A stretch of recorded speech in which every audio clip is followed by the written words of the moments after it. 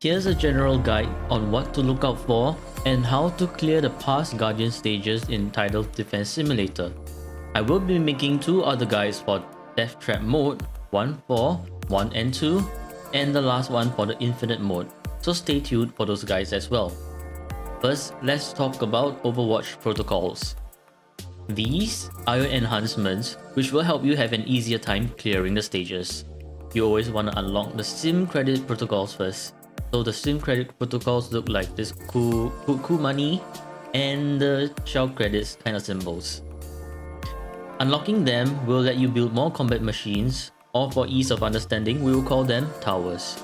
So for example, you want to activate these two first, then activate the rest of these three in the same tier before going on to activate this, and then activate this two again, and so on and so forth.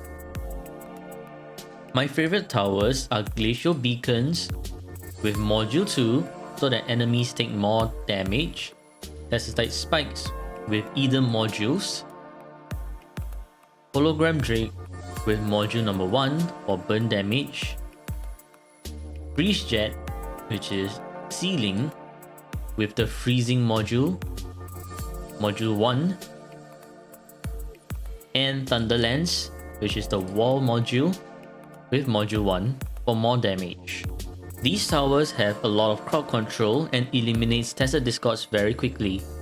They also work very well in most levels except for a few, such as Abyssal Pass. Now let me show you. In Abyssal Pass, you won't be able to utilize the Thunderlance properly because there is a lack of walls that allows the Thunderlance to make use of its infinite range. So if you look at this, if I place this here, it's only going to strike probably one time, and that's about it. So this is not very optimal. Now moving on to gameplay, it is a good habit to check out enemy details per stage. To check out enemy details, you want to look at this thing right here, and you will be able to find your Tesser Discord types and enemies per wave. Enemies per wave is much more useful during the stage itself. This is much better when you're just checking out what's out here so that you can plan which towers you want to upgrade and also which towers you want to avoid so that you don't get hard countered by elite enemies. So for example, in past Guardian Threat Elite in stage 1, you want to avoid using the glacial beacons because this glacial prism will convert the slow effect into movement speed buff. Another example is the Chop Chop enemy. Since this guy only takes 1 damage at all times, it is much better for you to be using Kuroro's speed shooter weapon instead of this or this or this. In earlier stages, there's only one entry point, but as you progress along, you start to have 2 entry points and even more in the later stages. You can also see where the enemies will go by following their blue shadows during the wave preparation stage. So for example, if you look at them and you just follow their blue shadows, you see that they'll take this path and then go to your matrix. You can also look at the mini map that is on the top left to see where these blue dots are going. However, these blue dots do not show the type of enemies. And it is very important for you to know which of these super dangerous Tesser discords are going where so that you can better plan for the placement of your towers. It is also important to note that the only time you can change your loadout is before the stage starts. So once you hit that start simulation, you are locked in with your loadout choice unless you restart the stage. If you're at a loss on which towers to choose, you can ask Kuroro to suggest you a loadout, which works most of the time. But do double check in case it gives you a tower that is very unoptimal for the map.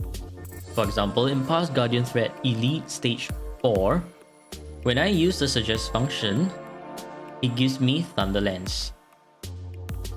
And this Thunderlance is not very useful since, as explained earlier, this stage does not have walls that allow me to use its infinite range. So another thing you want to note is to look out for points in the map where you can best set up your towers for max efficiency. So for example, in past Guardian Threat Elite Stage 3, front loading all your towers in this section will not be as efficient as building your towers in this winding section, this section over here, because these bunch of twists and turns will allow your Thunderlands to do a lot of damage. So you look at how the Thunderlands is able to cover this entirety of this section, and not only that, I can also place these on the ceiling, which will also zap these Tested Discords as they come by. So make sure that you get the most coverage out of your towers so that you will have an easier time clearing your stages. The last important thing is to alternate your ground towers when placing them. So when you observe how they kind of move in a zigzag pattern. Therefore, placing two glacial beacons side by side over here is not very efficient since the slow does not stack.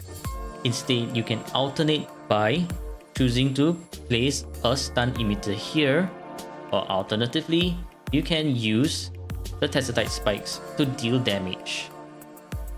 So remember, the best way to utilize ground towers is to alternate them.